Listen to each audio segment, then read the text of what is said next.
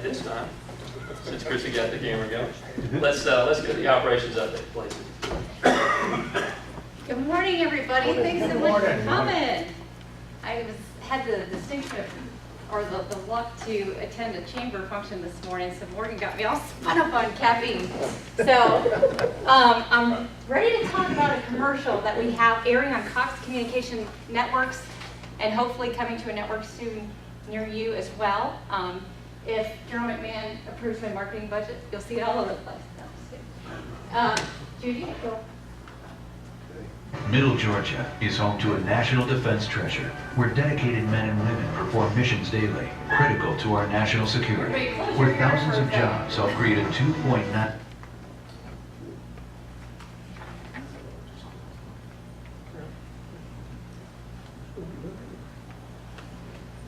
Middle Georgia is home to a national defense treasure where dedicated men and women perform missions daily, critical to our national security, where thousands of jobs help create a $2.9 billion annual economic impact. Let's work together to protect Robins Air Force Base and make Middle Georgia a world-class defense community. Robins Air Force Base, our national treasure. Brought to you by the 21st Century Partnership, enhancing the military value of Robins Air Force Base and the resiliency of Middle Georgia. Okay. Middle Georgia is home to a national defense treasure where dedicated men and women perform missions daily, critical to our... Okay. So we've been busy little bees over the past 12 months and really trying to get the message out of what the partnership does. And obviously it's been a staple in the community for well over 20 years. But due to the defense environment, I think there is a much more, well, there's always been a critical need, but I think that an enhancement of opportunity on our part to take advantage of some of the opportunities and challenges that we'll face in this defense fiscal environment. So looking back what we've done, hopefully everyone's had a chance to visit our website. Not only is it up to date, but it's also a news source. So I hope that if you're trying to find information about what's going on in the defense landscape, that you will use that as a news source. And you can get videos on there, anything up to date. You rest assured if anything is happening in the Defense Department that's going to impact you, you're going to find it on that website.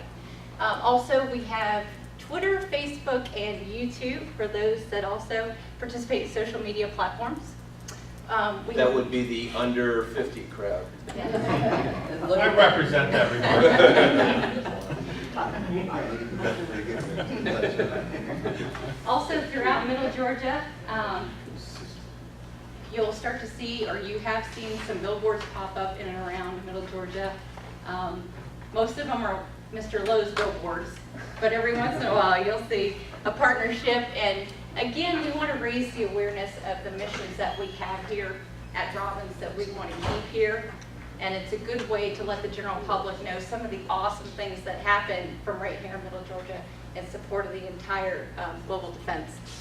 Also, our weekly newsletter, if you're not on the distribution list, please give me your email so I can get you on the distribution list. And also, if you talk to friends and associates, you want to recommend them, you can sign up right from the home page for the newsletter. And again, that's the best way to keep your pulse of the defense landscape and defense communities and what's going to impact you all as business owners and advocates for the region. Also, you saw the television commercial, hope to expand that as well. Civic outreach speaking, we do a lot of that. One of the other of us is typically meeting with different organizations.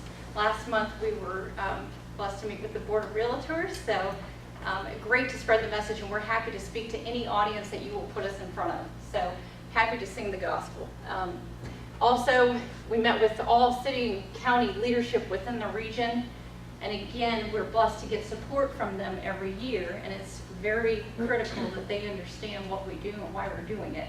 So there is a vigilant effort to reach out to all of that leadership and make sure that they had a great understanding as to what the partnership brings to them. Also, hopefully everyone has heard of SHARE. That was a direct result of the sequestration and the furloughs. The Defense Department started at 22 days, went to 12, ended up with 6, but there was still a substantial impact to the community, and I'm sure business owners are now looking at their bottom line and going, whoa, because they started in July, so those numbers are coming available now. And essentially, it was a bad situation. We tried to make lemonade out of lemons and provide centralized resources for folks that could be impacted, not just from the Bayside, but anyone throughout the community was welcome to participate.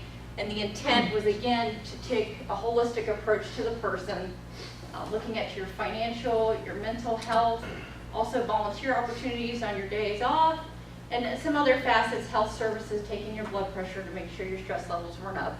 Holistic approach to the person, because it's all about taking care of the people. And then also media engagements. You're probably hard pressed in that ramp up to not see either me or Joe McMahon's face on the TV, and I apologize for that. But it was really important that we got the outreach out there and let everybody know what was going on. And here's just some tangible metrics that we were able to derive. We've gotten over 5,000 unique hits, 900 active subscribers. We'll throw a big party when we hit the 1,000 mark, so if you want to spread the word, no, I'm just kidding. 2 to 5% weekly, and then we've had over 100 regional and national media engagements. Share was actually on National Public Radio, so we've got some national level exposure there, which is great for the region because it lets them know that we care about our people, and that's what we're doing from right here in Middle Georgia. Next 12 months, really taking a hard look at writing a targeted communications plan that falls into 4 major objectives. 1, grow opportunities on the base, enhance the efficiency in the base, champion for the workforce and their families, and then diversify Middle Georgia's economy, essentially make sure that there's other opportunities. And we're blessed to work with our partners in the development authorities and the chambers to make sure that we can help foster an environment that is not so reliant on the base. And that's for the overall well-being of the region. Enhance marketing to regional, state, and national stakeholders. As we do prepare and get ready for a BRAC situation, we need to make sure that they know the good things that are happening in Middle Georgia and why we are such a valuable national asset to the Defense Department. And then finally, respond to the unknown DoD budgetary position. None of us are psychics, so essentially we have to be very reactive in those circumstances. We don't have the luxury of being proactive, and as many of you as business owners, you're in the same situation because we don't know what's going to happen with that budgetary position. Sequestration is still a law in effect. 1 October starts the new defense fiscal year, which means we got a whole nother round, $52 billion coming out of the budget only from the sequester, and the National Defense Authorization Act has not been approved yet, has not been passed. And as you can see, they just kicked back, the House just kicked back their budget, I think a day or 2 ago, which means that they're even further apart. And they're having discourse within the own party, so we are no closer. And this, again, the clock starts over 1 October. So we're not even close to a continuing resolution, which means that we don't even have a budget.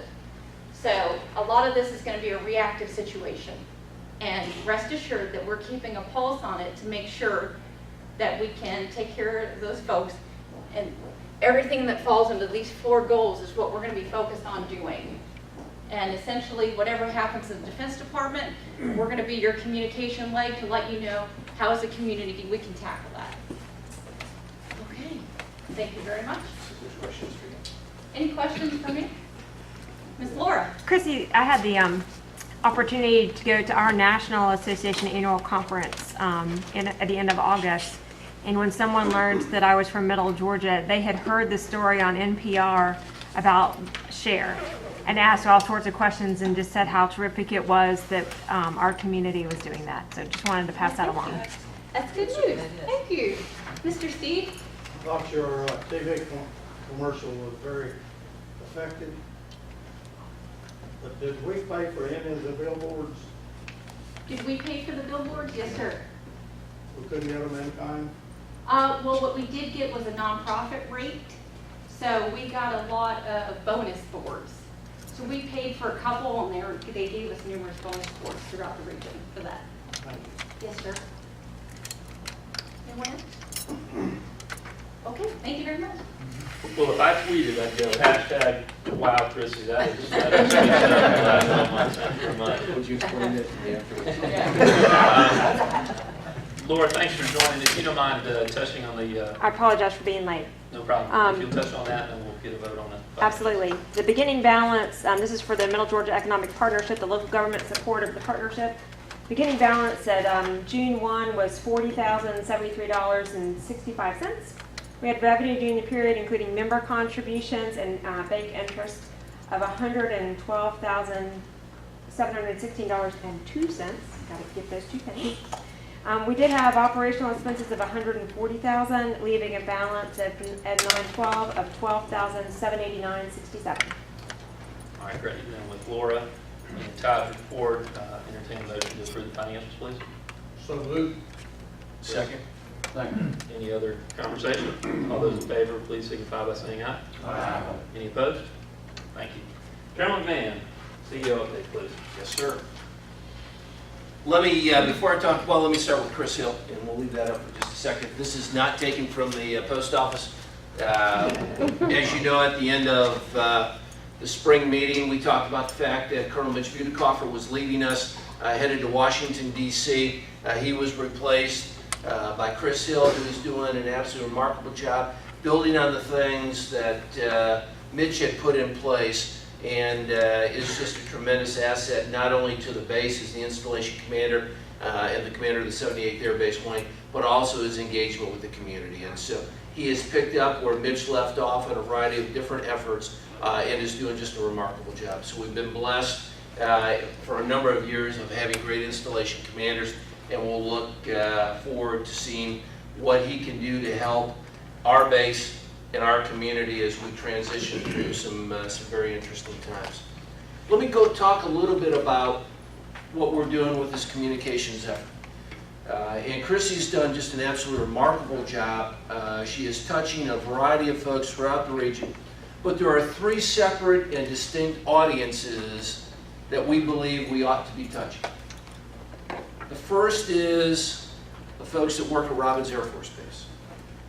They have been there, as you all know, the base has been there for more than 70 years, and it is tremendously important for us as a community to make sure that the folks on the base have an appreciation that we understand what they do, and that this community appreciates what they do for our national defense and for the economy of Middle Georgia. They're an integral part of this, and everybody likes to hear thank you, and this is an opportunity for us to say thank you to them. The second audience is our community. Not just Houston County, but throughout the entire region. You would be surprised, and all of you aren't in this boat because you're here today, but you would be surprised at the number of people in our community that have absolutely no idea of what this base does and how important this base is to the economic well-being and to our national security. And so part of this is to communicate to our entire region of how important Robins is, not only to that national defense, with some of the missions that we have there and all the work that takes place there, but at the same time, how important it is to the economy, and I'll talk about that in just a second. The third audience is a national audience. And as you know, a number of folks drive through Middle Georgia on the way to Florida or on the way back home on vacation. A number of folks come here on business. And part of this is to communicate to that audience that this community cares about its base and what it's doing. The reality is what we're trying to achieve here is prepping the battlefield. As we come closer to a base realignment and closure, making sure that our base is doing the best it possibly can, and that they know that they are appreciated, that this community is doing all it can to help Robins Air Force Base, tremendously important, and that the national community understands how much together Robins and the Middle Georgia community are working together and care about each other. We're going to continue that. We're going to be more aggressive about that. But the intent is to communicate to everyone, those 3 audiences, that this is indeed a national treasure.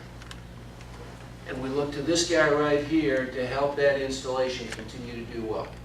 Why is this important? Slide, please.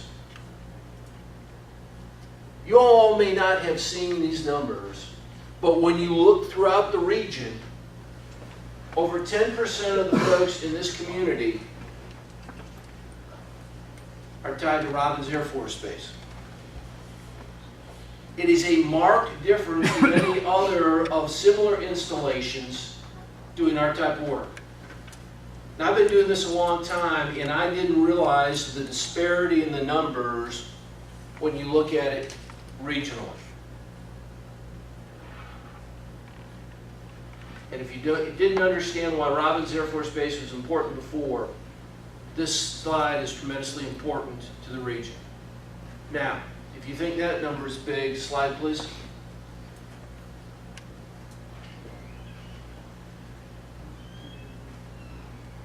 Within Houston County, 24% in our county versus the other counties around, a dramatic number. These are just two of the data elements that have come from the great studies that the folks at the Regional Commission have put together. We're very close to having all of those completed and be able to, first of all, go to our elected officials, share with them, and then sit down with our friends in the community and share that information. I'll give you one more data element. When you look at Houston County, nearly 52% of the earned income in Houston County comes from that base. Is that direct jobs? That is direct jobs, 52%. That's not defense contractors That is on the on base. the base. Yes, sir.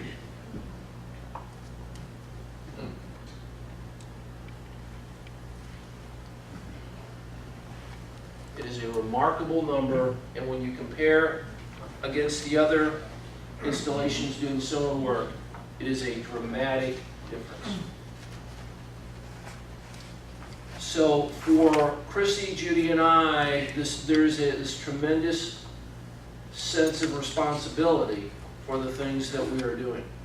For all of you who are our choir, it underscores hopefully how important this is, and for our state, what kind of impact this has as well. So when we talk about getting the message out, this is part of the message that we need to communicate throughout the region. Slide, please. This is my one-year anniversary with the partnership, which has gone at times much faster than I ever could have believed, and at other times, a lot slower than I ever imagined possible. Some days more interesting than others. But this is some of the stuff, and I won't belabor a lot of this, but part of our responsibility, I think, has been to communicate to you. Mr. Lowe and I, and one of our great supporters in this community is Wayne Lowe, among a whole lot of others. But he and I talk on a regular basis, and probably more so than anybody else, he's got the pulse on what's happening in the community, and it's not the car business. I mean, there's ups and downs there. But when you look at within the facilities that he has that are predominantly supporting defense contractors, he's feeling firsthand what the impact of sequestration has been. And we talk about that on a regular basis, and it helps keep me grounded in the fact that sequestration is having an impact on our business throughout this entire region. And every one of you in the business community is feeling that. Chrissy talked about share. I will tell you, I could have been disappointed in the number of folks from the base that showed up, but I will tell you I'm tremendously proud of this community that gathered together, more so than any other defense community in our nation, to support those at our base, and everyone in this room had a role to play in that, and you ought to be tremendously proud of it. I've talked a little bit about community education. The foundation of where we're going to go, and I'm going to talk about where we're going in a minute, is our studies. Laura Mathis has done a remarkable job with her team at the Regional Commission to be able to get those studies complete. We've got all but two, I think. We'll get those here shortly. They're in final review, and we'll be able to come back, as I said, to our elected officials, share with them the data. There are some great news stories in there. things that we don't talk about enough as a community that represent great news stories that I think will make all of us proud. There's also some areas that we know we need to work in. And part of that is making sure that together we are engaged to go make that happen and driving to where we think we ought to be. Public-private and public-public initiatives. How is it that we can help drive down the cost of the base? A number of efforts underway. We've got a signing ceremony coming up, I think, on the 25th of September with a number of elected officials and the base to sit down and recognize and institutionalize a charter of how we move forward with this. But every time we take a dollar out of the operating cost of the base, it makes them that much more efficient and that much more competitive. And we've got support throughout the entire region. Mr. Israel and I have talked about what perhaps Macon Water can do. We've got a variety of different initiatives underway with those providing power. We're talking about what the art of the possible is. A lot of potential going on that can dramatically impact what's happening at Robbins and drive down their costs. 501c3 status for those that want a tax break on their donation to the 21st Century Partnership. About a year ago, we submitted that paperwork to the IRS. I'm guessing somewhere in there we either used Tea Party or conservative. I'm fearful that I got somehow caught up in that, but we've not heard back from the IRS. We're waiting patiently, but the good news is we've got a great relationship that we inherited with the Community Foundation, and it's allowing us on tax-exempt donations to move forward money through the Community Foundation up in Macon, and then be able to transfer that money to us, and that I'll show you how successful that has been here in just a minute. We have worked very hard on this issue. I will tell you, quite frankly, a year after I started this business, I had no idea how hard fundraising was. It doesn't matter how important it is, many of you already understand that. But we can't do what we do without the support of the community. And so we have spent a tremendous amount of time trying to explain what it is that we achieve. And you all have been very appreciative of the mission and what we're accomplishing, and very generous with your dollars. And I'll show you what that looks like in just a second. But if we didn't have the operating capital, we couldn't do the things that we're doing. And we are much healthier today than we were a year ago. And the other part of that is making sure that we're running the partnership as a business.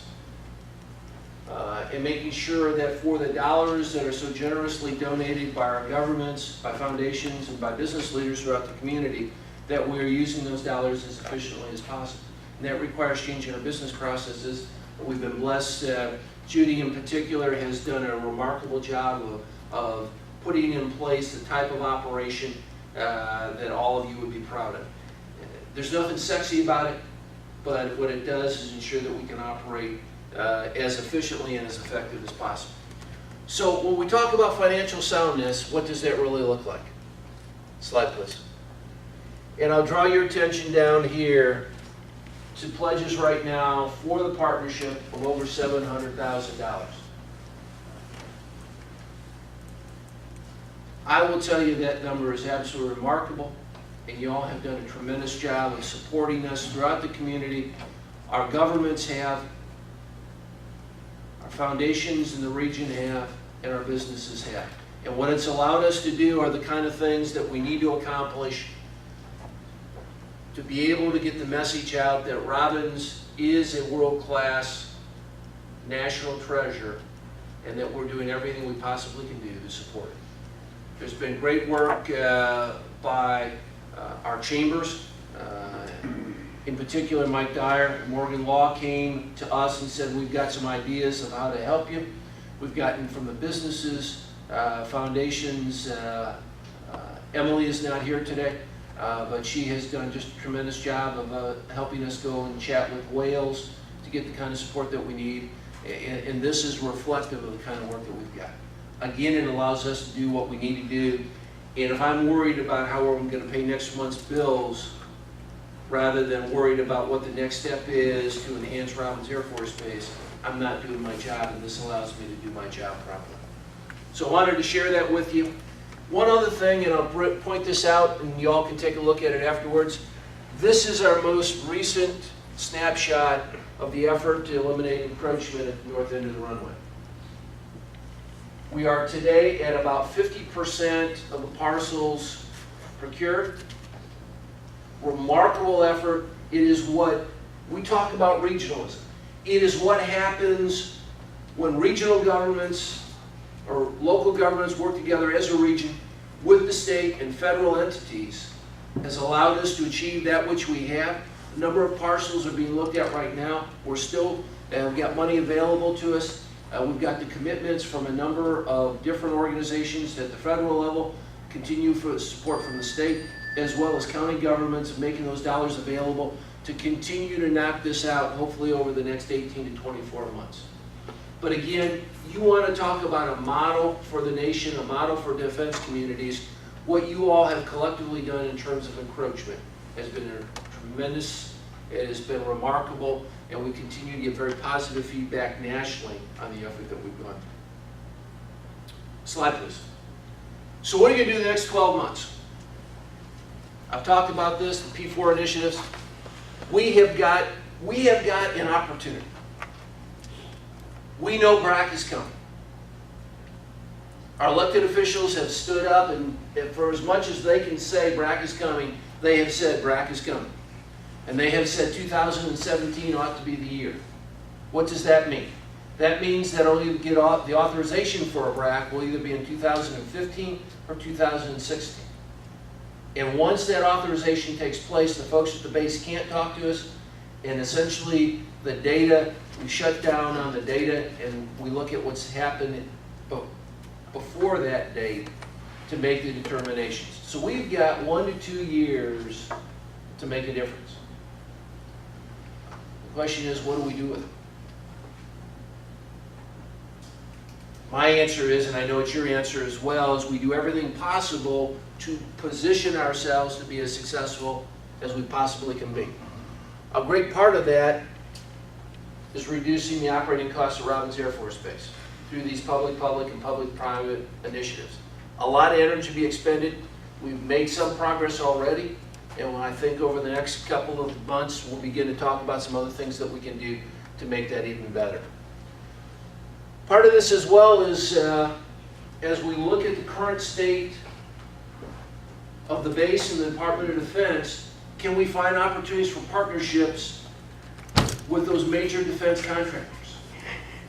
One of the things that we're going to do is bring much of the work for JSTARS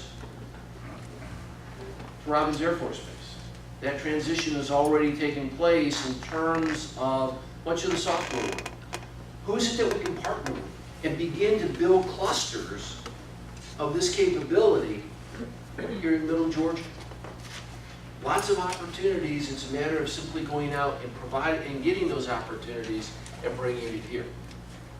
I've talked about BRAC preparation. There's a lot of things we need to be tremendously proud of, and I will tell you, I don't think we do a good enough job at highlighting very positive things about Middle Georgia. And there's a number of very positive things that we ought to talk about. And as we get into the studies and make those public, you're going to be surprised some of those. I think we're going to debunk many of the myths about education, in particular in Houston County. We're going to talk about that and make sure folks understand that there's a lot of great news stories, and that Robin Hines and the folks in this county school system have done some remarkable things. There's a variety of those that we're going to highlight to help tell the story nationally of what it is that's going. There's also a variety of things that you know that we need to work on as a community, and what we want to be able to do is focus energy in those areas where we can make a difference near term that will make us more competitive as folks look at us. It's a team sport, and it requires us to realistically look at where we are, the good and the bad, and do something about both. Chrissy talked a little bit about managing economic uncertainty. I will tell you that that's the hardest thing to do because each of you are impacted by that. There is nobody that can predict what's going to happen in Congress. And as such, we don't know what the secondary impact then is to the Department of Defense as it rolls down to the services and then to our base. And so what we have to do is remain flexible but at the same time, look for those opportunities, because where there is chaos, there are opportunities. And an integral part of that is making sure our workforce knows that we care about them, we love them, they're the foundation of this community, and we need to continue to do things to help them as we move forward. But part of this is as well working in conjunction with, and we're not the lead here, but we are supportive of our chambers, the economic development in Macon, Pat Topping sitting back there, Angie Giesling and what she's doing, Gary Lee for Warner Robins, Mary Beth for Perry. Across the board, the folks that are doing economic development, how can we be a partner to them, fly wing with them to help diversify this regional economy? Because as you saw, it is a disproportionate share reliant on Robins Air Force Base. And because of the uncertainty of the future, we want to be helpful to those organizations who are in the lead as we work through some of the economic challenges that we have. And so that's the focus as we move forward over the next 12 months. There's one other thing, and many of you are aware of this. This community has been blessed for over 20 years by a gruff teddy bear being an integral part of everything that we've done with the base and the thing called the 21st Century Partnership. He has been the heart, if not the soul, and his soulmate has been the other part of that, Eddie Wiggins, but I'm talking about my good friend Ron Smith, who's been my big brother for a number of years. Many of you may not be aware of this, but Ron is leaving the local area at the end of the month, moving to Tennessee to be closer to his grandchildren. It is a commitment that all of us with grandchildren fully understand. But I will tell you from my perspective, having watched this community for a variety of years and watched what impact certain people have, you hear the story about when you pull your hand out of the bucket of water, the water just kind of forms back around it. That's going to happen, but it's going to take a long time for that. And we will miss Ron Smith in this community. Please join me in a round of applause.